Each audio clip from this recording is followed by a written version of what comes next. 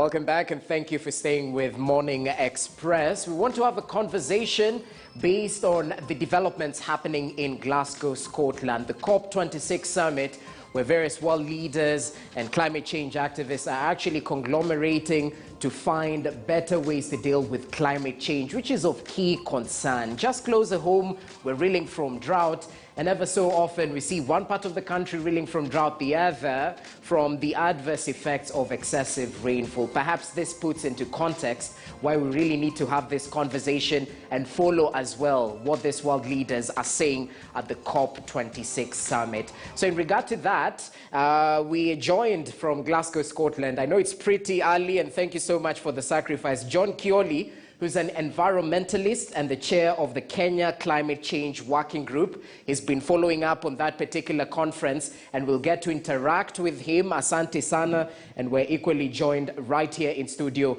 by Dr. Joram Kagombe, who's a deputy director at KEFRI in terms of social economic policy and governance chief research scientist. So gentlemen, many thanks for your time. I know this is your forte, but due to various interests, I'd like to begin with you, John Kioli. What's the latest from Glasgow, I must ask? What key commitments have been made by these industry players that we need to know back here at home during this second week?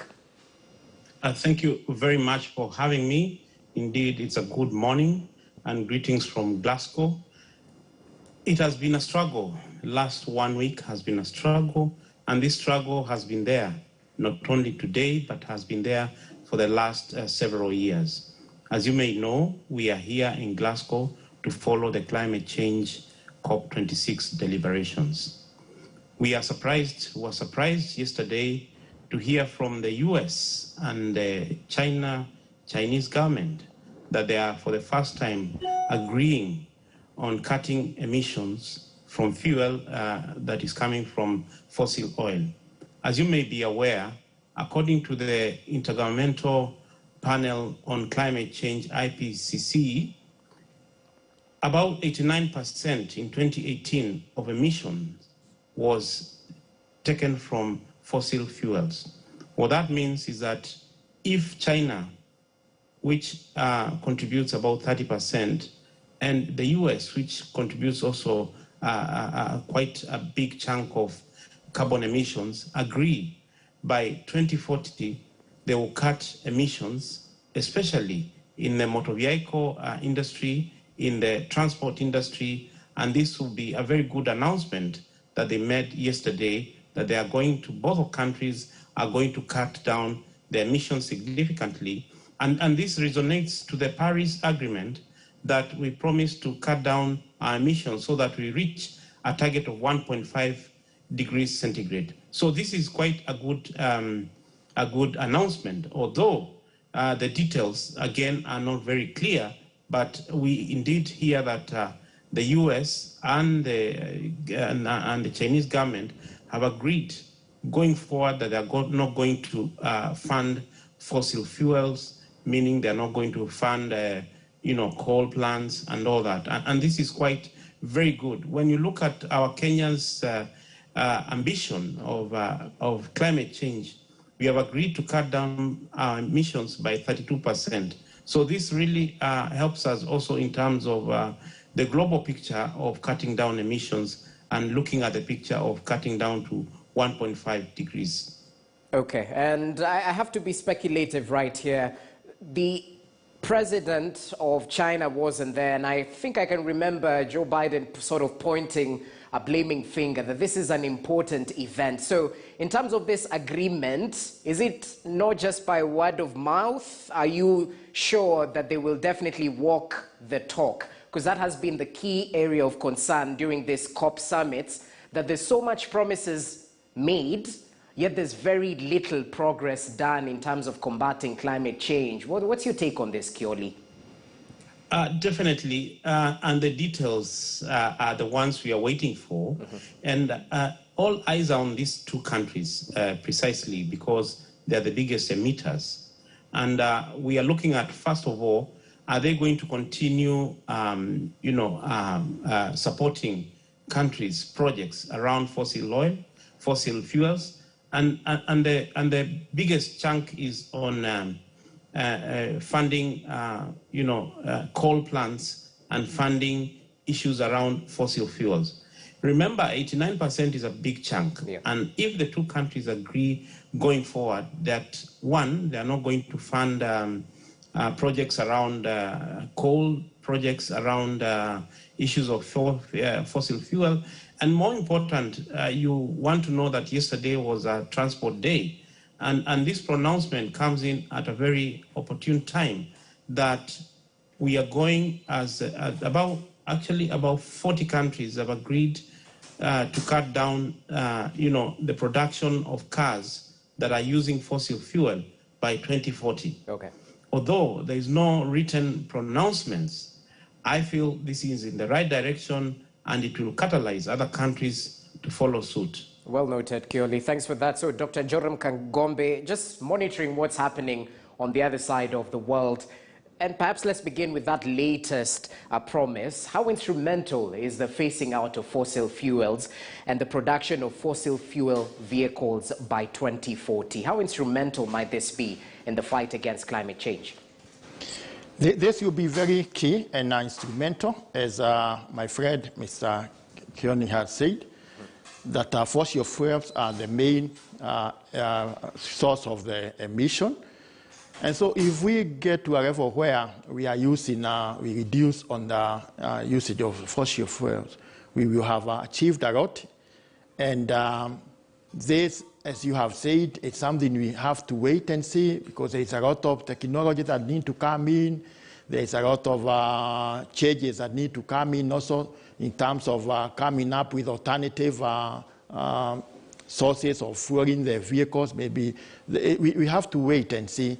But this time, that means that the technologies have to be developed to match the promises. Okay. And Dr. Kagombe, are we truly serious about combating climate change from where you sit? Not just in terms of the promises, but the implementation to date so far. Is there more being done apart or aside from the conferences? I believe that if you read the documents, international documents, there are a lot of documents on issues of combating climate change. Go to UNEP, all the other bodies that are there. The documents are very elaborate. Even here in Kenya, we have Climate Change Act, we have Climate Change Strategy, and all that. But really, when you get to the local person, you even ask them about what is this climate change. The awareness on climate change is very low, and not many people know about it. And also, in terms of measures that go towards climate change adaptability, and even to the local people, it's very low. So I think we need to do more. And also, especially when we are even talking of financing, we get to a level where most of the actions go to the grassroots, because sometimes we may take a lot of time discussing in high-level meetings, discussing also in various high-level conference, but we also need to get to the ground, because that is where the action is. Okay, and well noted. So, Kioli, has there been any talk on the conditions of financing? Because we well know of what was promised earlier, the conditions, the tough conditionalities came up as well. And what do you say about the actions in the grassroots? Has this been addressed, apart from the high-profile summits that are being held time and time again? Thank you very much. I hear the cries of my good friend, Dr. Kagombe. Since 2015, when countries signed up to the Paris Agreement, our own country, inserted this in our constitution, and the Paris Agreement became one of the instruments that we are using to tackle issues of climate change. We were promised quite a good chunk of money during the Paris Agreement. Up to now, that money is slightly just above half of the money that were promised, 100 billion per year up to 2020. This has not been forthcoming. This matter of finance is a very key issue, especially on what we expect as developing countries. Remember, what we promised to cut down our emissions by 32% as a country was pegged to the issues that we are going to be funded by developed countries, especially on issues of mitigation, on adaptation. And as we promised to cut down 143 million tons of carbon emissions equivalent by 2030, we were pegging this, hoping against hope that we'll get enough funding to be able to run down our projects and our national climate change action plans. Unfortunately, as a country, we are only able to cut down to actually fund around 20% of that chunk. That means 80% is not able to be funded. And this is one of the challenges we have here in Glasgow, that there's so much promise, but when you come on the ground, there is a challenge. One of the biggest challenges is what we call double accounting, that as a country, we've been receiving money around ODA, and this money should continue. Money around issues of COVID-19 should continue. In and above that money, we need to get money for climate change.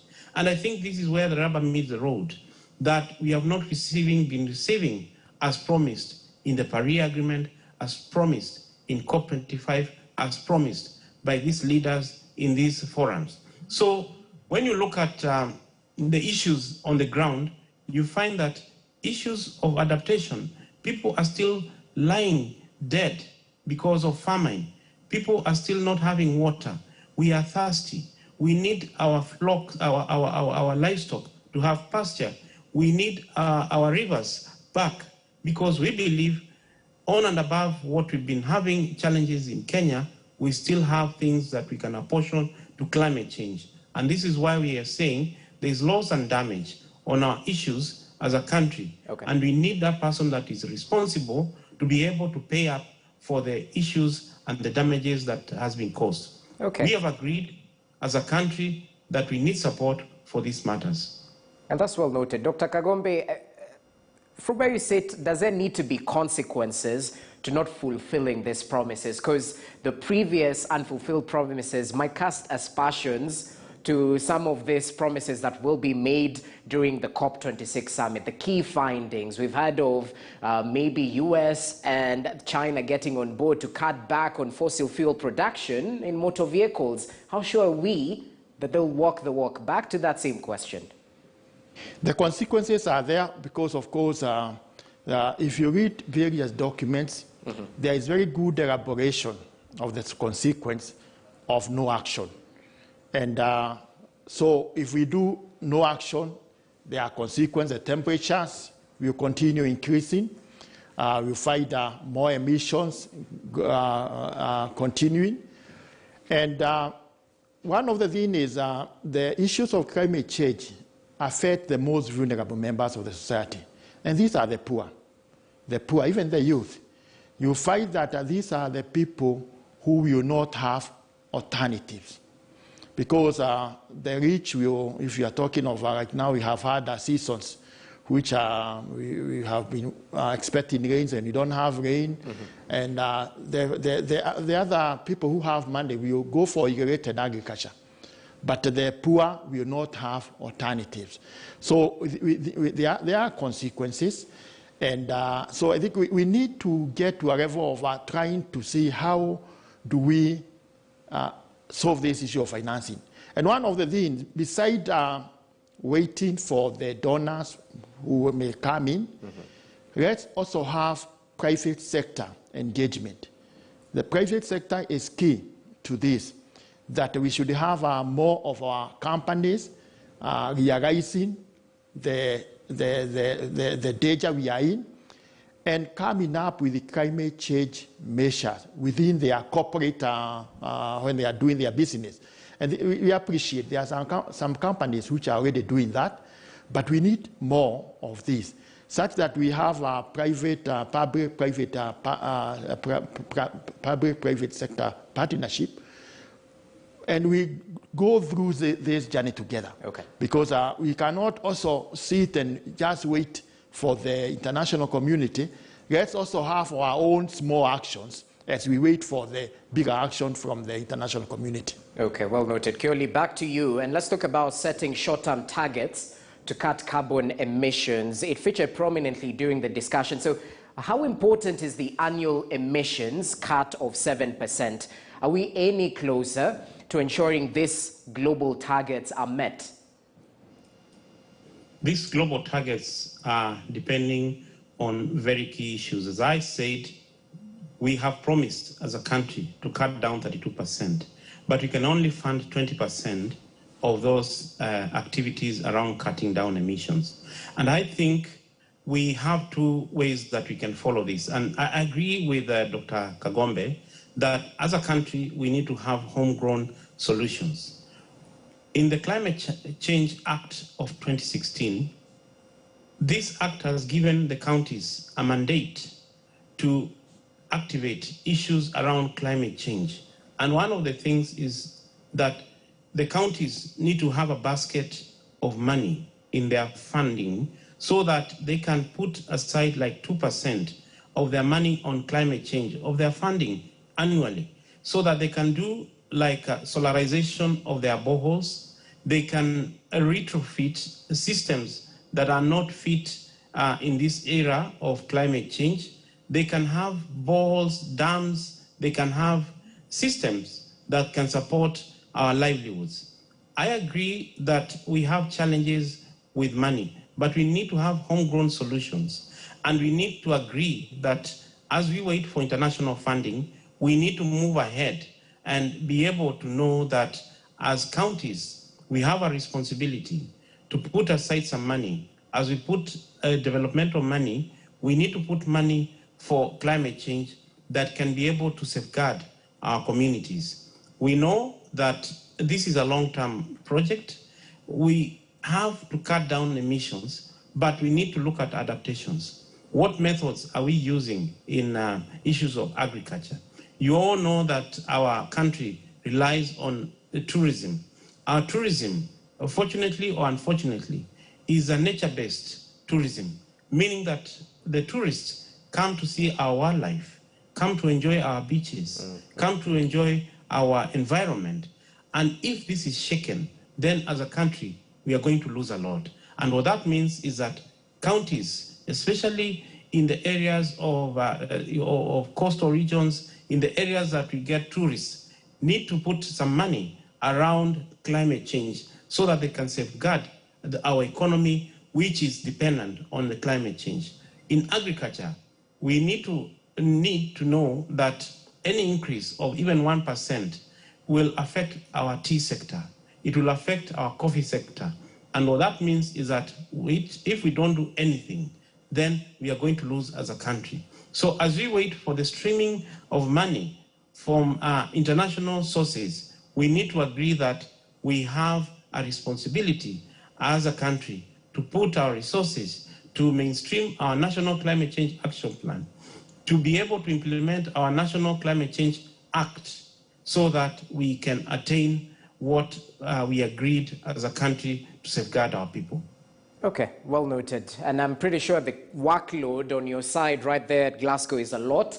Bearing in mind last year, due to COVID-19, that particular summit was postponed and the delegates failed to sort of own up to the promises virtually until they met. So I hope we'll get a little more from the conference. But back to you, Dr. Kagombe. The process itself is quite daunting, and we've highlighted some of the challenges in terms of achieving these all ambitious goals. Let's talk about how these world bodies can actually play a part in achieving this goal. The United Nations, African Union as well. How instrumental are they in terms of achieving or helping their member countries achieve this all-important goal? From where you sit, sir?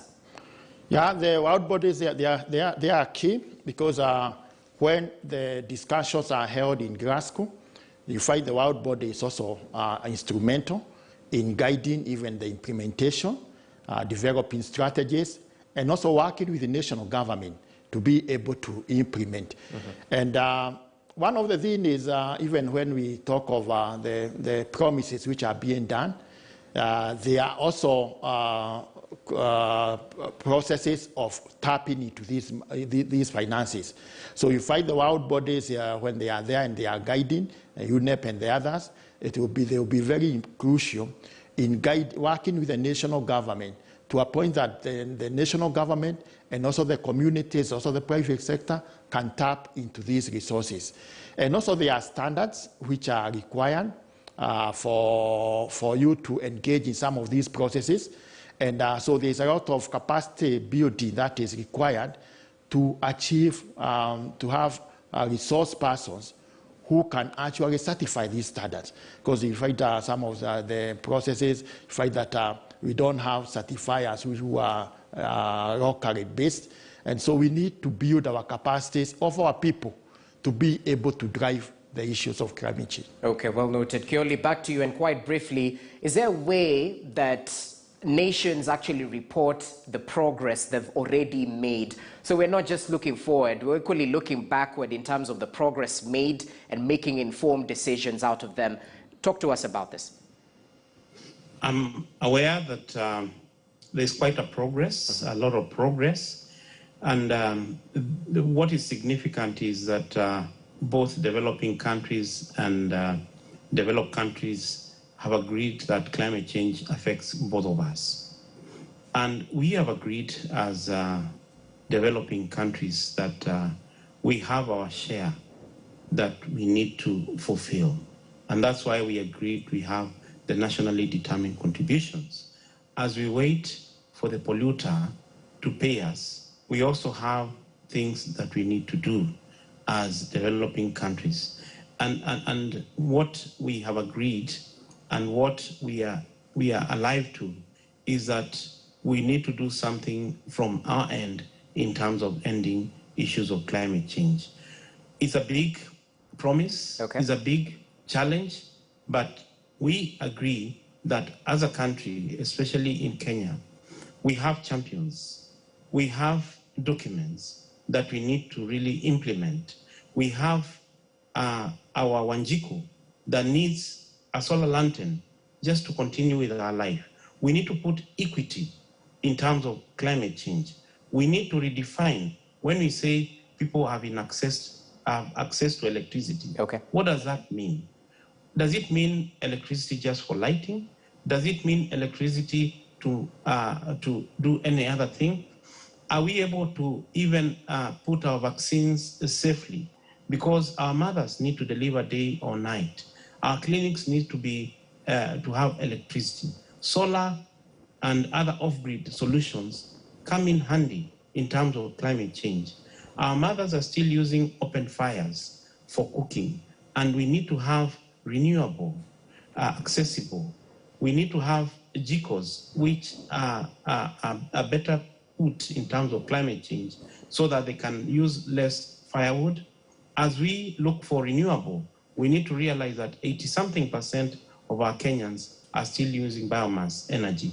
So we need to also invest in issues of energy efficiency as a very major issue as we move to renewable energy. So the responsibility is both with us and the developed countries. Thank you. Well noted. And Daktari, as we finalize on this, there was equally the promise of world leaders sort of cutting back and stopping deforestation by 2030. And I know you're from KEFRI, so perhaps this might, hit closer home. And in terms of what KEFRI is doing in order to get to that goal of 10% tree cover right here in Kenya, talk to us about the efforts made locally in order to plug into this global discussion of averting climate change consequences. Talk to us, Daktari. Yeah, KEFRI is, we do research in forestry and other natural resources, and we give technical backstopping to forest sector on issues of forestry. And so when it comes to issues of forest cover in this country, you are aware that we are now at about 6% and we need to get to 10%. So there are